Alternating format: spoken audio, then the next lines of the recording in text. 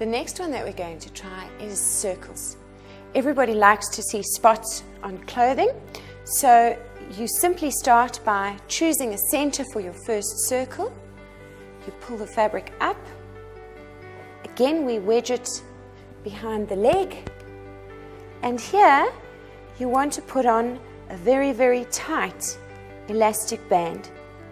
In this case, you want to pile the elastic up in one place so that it makes a very bold, clear white stripe. And if you think about it, your circle is going to be twice this size. So when it's finished, it's going to be like that. Then you decide where you want the next circle to be, and you do the same again.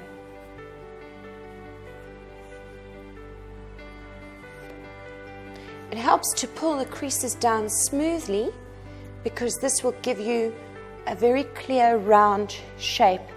If you don't pull the creases down nicely like that, the shape can be distorted.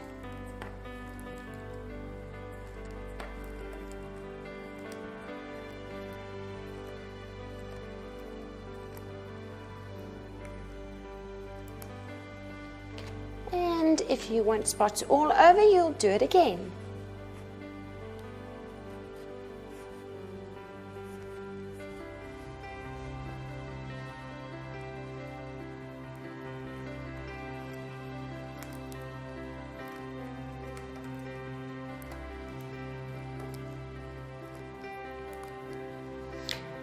Let's look at this. This circle is going to be this big, and this circle here is only going to be that big. In this way, you're able to control the size of the mark that you want to make. Also, don't be afraid to run the shape off the edge of the cloth. I sometimes find that running the shapes right off the edge of the cloth has a much more natural look than if they all float within the boundaries of the fabric. Obviously, if you start the shape from the edge of the cloth like this, you're only going to get half a circle on the cloth.